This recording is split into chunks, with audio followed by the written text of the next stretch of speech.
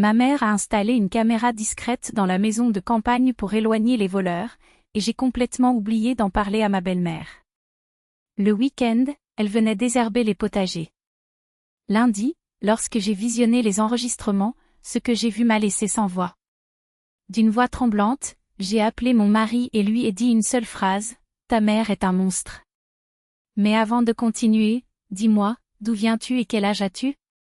Commençons. Ma mère répétait toujours une vérité simple, la tranquillité d'esprit dépend de petites précautions. Une serrure non lubrifiée se bloque, un chemin non entretenu se transforme en boue et les relations sans limite se transforment en ressentiments éternels. À l'époque, je pensais que c'était juste un conseil pratique, utile uniquement à la vie rurale. Mais le temps a montré que ces mots étaient valables pour tout, pour la maison, pour les personnes, surtout, pour les limites que même nos proches ne peuvent pas dépasser. La maison de campagne était un héritage familial. Un bâtiment haut, avec un porche en bois qui s'affaissait un peu au printemps, 2 rangées de fraises, un groseillier, un pommier aux branches tordues. Pour Anastasia, la vieille mangeoire à oiseaux était un charme et le petit poulailler complétait le décor.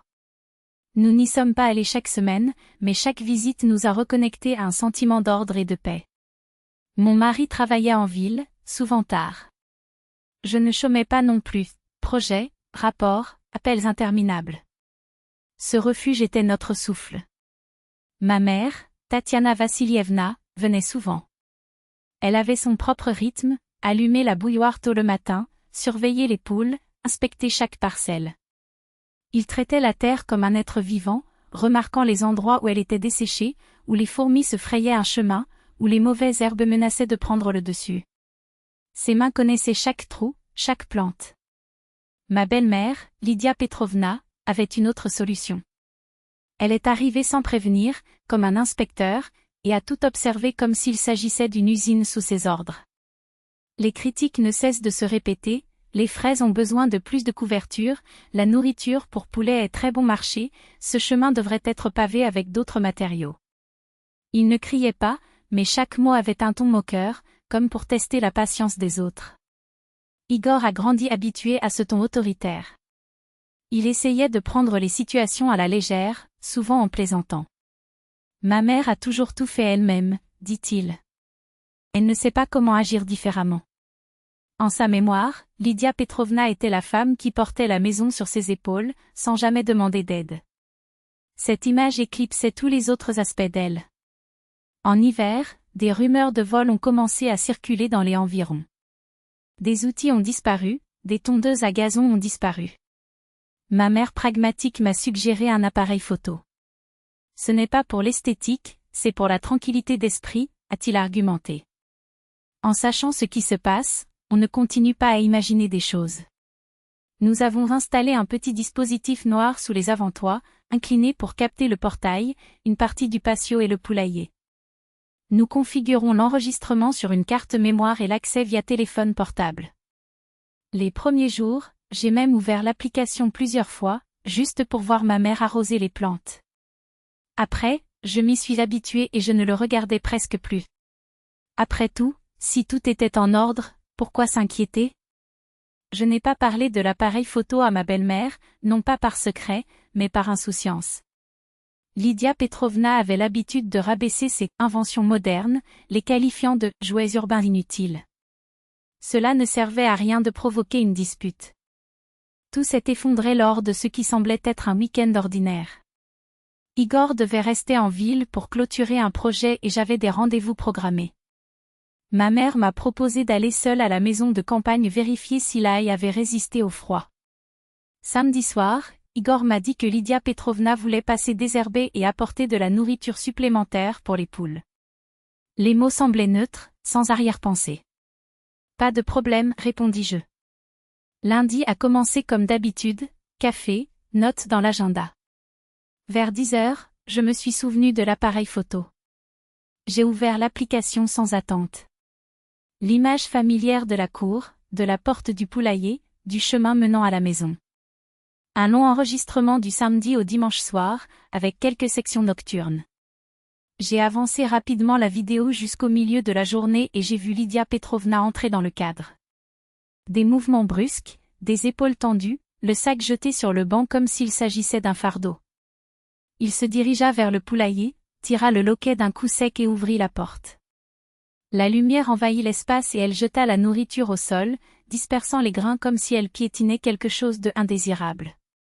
Un poulet qui s'est approché trop près a été repoussé avec dédain. Chaque geste exhalait le dégoût, comme si on la forçait à travailler dans une porcherie. J'étais paralysée. Une vague de colère et d'incrédulité monta dans sa poitrine. Ce n'était pas de la négligence, c'était intentionnel. Ceux qui vont aider ne détruisent pas ce dont ils devraient s'occuper. Je rembobine la vidéo, avance à nouveau rapidement. La scène suivante était celle des parterres de fleurs. Lydia Petrovna a pris une houe, mais au lieu de désherber, elle a commencé à arracher les plantes déjà alignées. Les buissons ont été déracinés, les bûches ont volé, les feuilles ont été écrasées. Ses mains bougeaient avec une précision chirurgicale, ne laissant aucune mauvaise herbe derrière lui non pas parce qu'il voulait nettoyer, mais parce qu'il voulait ruiner. Finalement, il a lissé la terre avec son pied, comme pour effacer des traces. Une ombre est apparue dans le coin de l'écran, Marfa Nikitishna, la voisine bavarde, toujours là où les rumeurs naissent plus vite que les lettres. Petite, en bottes en caoutchouc, avec un seau à la main et un sourire aux lèvres. Ils se sont arrêtés près de la clôture, mais la caméra a capturé la moitié de leur visage et de leurs gestes. Lydia Petrovna parlait sans s'arrêter, sa voix se déduisait de son expression exagérée, menton tendu, lèvres tendues dans un petit sourire cruel. Marfa écoutait, hochait la tête et sa langue ne cessait de bouger, comme si elle avait déjà goûté au ragot.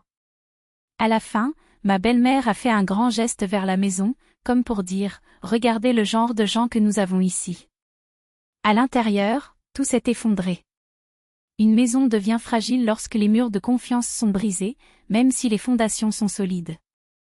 Dans les campagnes, les gens vivent de rumeurs et les mensonges restent gravés dans leur mémoire comme des couteaux. Mais cela ne s'est pas arrêté là. 2 heures plus tard, une inconnue est arrivée au portail. Grand, cheveux attachés, manteau léger, sac élégant. Lydia Petrovna ouvrit la porte et la conduisit à la maison. La caméra les a montrés de plus près, ma belle-mère a montré le balcon, a touché les rampes, comme si elle faisait une visite guidée. Le visiteur évaluait chaque détail avec des yeux calculateurs. Ils sont entrés et l'objectif est resté de côté. 20 minutes plus tard, ils sont partis. Maintenant, le manteau de la femme était jeté sur le dossier d'une chaise, comme si elle avait l'impression que l'endroit lui appartenait. Lydia Petrovna montra la fenêtre de notre chambre et ouvrit les bras dans un geste théâtral. Leur visage exprimait une confiance arrogante. Ils allèrent à la serre, s'arrêtèrent et parlèrent longuement. Les mains de ma belle-mère dessinaient des plans dans les airs. La femme hocha la tête et rit. Je l'ai rembobiné 1, 2 fois, 3 fois. Ce n'était pas mon interprétation. C'était réel, une introduction par la future propriétaire à son nouveau domaine. La gorge se desséchait. Je ne pouvais pas rester assis. Je me suis levée, je suis allée à la cuisine, j'ai rempli un verre d'eau, mais rien n'y fait. Une question me trottait dans la tête comme un insecte contre une vitre, pourquoi? Quel niveau de haine justifierait cela?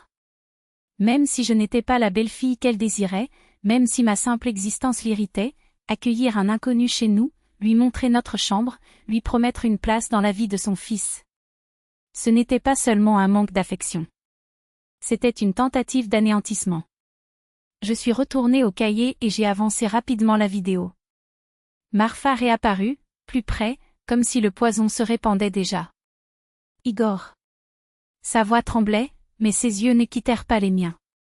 Ce n'était pas une femme qui demandait pardon pour avoir été utilisée, c'était une femme qui, pour la première fois, prenait conscience de l'ampleur du piège dans lequel elle était tombée. Et, pire encore, les dégâts qu'il avait contribué à causer. Ce n'est pas de ta faute, dis-je, même si je savais que la phrase était incomplète. C'est la faute de celui qui a organisé ça. Mais la responsabilité de résoudre ce problème nous incombe. Elle hocha la tête, comme si elle s'était déjà attendue à cette réponse. Comme si, au fond, il savait qu'aucune excuse ne pouvait effacer ce qu'il avait fait. Mais j'avais besoin de le dire. J'avais besoin de quelqu'un pour m'écouter. C'est juste que, la voix s'éteignit. Je voulais juste que quelqu'un me veuille vraiment. La phrase resta suspendue dans les airs comme une lame. Il ne s'agissait pas d'Igor. Il ne s'agissait pas de moi. Il s'agissait d'elle, de la solitude qui lui avait fait croire qu'elle méritait de s'asseoir à la table d'une famille au prix d'en détruire une autre. Et soudain, j'ai compris quelque chose qui m'a glacé les veines, Lydia Petrovna ne l'avait pas choisie par hasard. Il l'a choisie parce qu'il voyait en elle le même vide qu'il portait en lui. Deux femmes, deux générations, deux fins différentes mais la même soif d'être nécessaire. Tu pars ? Ai-je demandé, même si je connaissais déjà la réponse. Oui. Un soupir. Je ne peux pas rester ici après ça. Elle ne voudra même pas me voir. Ce n'est pas à elle que je demande. Elle m'a regardé, comprenant enfin. Il ne s'agissait pas de Lydia. Il s'agissait d'Igor. Du fils qui, sans le savoir, avait failli être échangé contre une pièce dans un sale jeu. Il ne mérite pas ça, murmura-t-elle, plus pour elle-même. Aucun d'eux ne le mérite. Je n'ai pas insisté. Il n'y avait plus rien à dire. Elle descendit les marches du porche à pas plus lents qu'à son arrivée, comme si chacun l'éloignait non seulement de la maison, mais aussi d'une version d'elle-même qu'elle ne pourrait jamais récupérer. Je l'ai regardé jusqu'à ce qu'il tourne au coin, son manteau sombre se fondant dans les ombres du soir. Quand j'ai fermé la porte, Igor était adossé au chambranle de la cuisine, les bras croisés, le visage un masque de pierre. « As-tu tout entendu ?» J'ai demandé, même si je savais que c'était le cas. J'ai entendu. La voix rauque. Et maintenant ? Maintenant. Le moment était venu de décider si nous allions laisser cette femme, avec ses jeux et ses mensonges continuer à dicter les conditions de notre vie. Ou si, pour la première fois, nous écrivions nous-mêmes les règles. Maintenant, dis-je en mettant ma main dans ma poche et en sentant le poids du téléphone portable, où l'enregistrement était encore sauvegardé, nous en avons fini avec ça. Une fois pour toutes. La porte se referma derrière moi avec un clic sourd, comme si l'air lui-même s'était lassé de porter le poids de cette histoire. Igor n'était pas dans la cour, mais je savais où le trouver. Chaque fois que les mots devenaient trop lourds, il retournait là où la terre ne se trouvait pas. Je l'ai trouvé à côté du vieux pommier, ses mains enroulées autour du tronc tordu, comme s'il essayait d'en extraire une réponse que les années ne lui avaient pas apportée. La lumière du soir lui peignait le dos d'or, mais c'était l'ombre qui parlait le plus fort, l'ombre d'un homme qui avait enfin cessé d'être l'otage de ce que les autres attendaient de lui. « Elle est partie », dit-il en s'arrêtant à quelques pas. Ce n'était pas une question. Ce n'était pas un soulagement. C'était juste un fait, comme le vent qui faisait bouger les feuilles sèches ou l'odeur de la terre humide après la pluie. Il ne s'est pas retourné. Il hocha simplement la tête, ses doigts toujours enfoncés dans l'écorce rugueuse de l'arbre. Il n'a pas demandé pardon. Je n'en avais pas besoin, répondis-je. Demander pardon est facile. Le changement est ce qui fait mal. Un silence. Puis il lâcha la malle et se tourna, le visage marqué par quelque chose qui n'était ni de la colère, ni de la tristesse, mais une sorte de clarté douloureuse, comme la première lumière après une nuit blanche. Elle a dit qu'elle essaierait. Essayer, ce n'est pas faire. Igor sourit un geste bref, presque imperceptible, comme s'il apprenait encore à bouger les muscles de son visage d'une manière différente. Non, ce n'est pas le cas, n'est-ce pas? Ce n'était pas le cas. Mais c'était un début. Ou peut-être une fin. Une de ces extrémités qui n'éclatent pas en feu d'artifice, qui ne laissent pas de cicatrices à afficher comme des médailles. Juste une porte qui se ferme sans bruit, un souffle qui revient au bon rythme. Cette nuit-là, alors que la lune jetait sa lumière argentée sur la cour, nous nous sommes assis sur le vieux banc en bois le même sur lequel, des mois auparavant, ses mains tremblaient alors qu'il tenait une tasse de thé comme si c'était un poids insupportable. Maintenant, ils se reposaient tranquillement sur leurs genoux, leurs doigts entrelacés avec les miens, non par nécessité, mais par choix. « Tu crois qu'elle y arrivera ?» demanda-t-il en regardant la maison où la lumière de la cuisine brillait encore, faiblement, comme un phare dans une nuit brumeuse. Je ne sais pas, et c'était vrai. Mais ce n'est plus notre problème. Il rit doucement, un son rauque qui vibra dans sa poitrine avant de s'échapper. Quand es-tu devenu si sage? Quand j'ai arrêté d'essayer de plaire à ceux qui ne le méritaient pas. Le vent apportait le parfum du jasmin de la clôture voisine, doux et insistant. Quelque part au-delà de nos murs, une chouette a appelé, et le son s'est perdu dans l'obscurité, rappelant que le monde ne cessait de tourner, insouciant de nos petites guerres. Tout ira bien, a dit Igor, non pas comme une promesse, mais comme quelque chose qui se produisait déjà, lentement, obstinément, comme des racines cassant l'asphalte. Nous allons déjà bien. Et nous l'étions.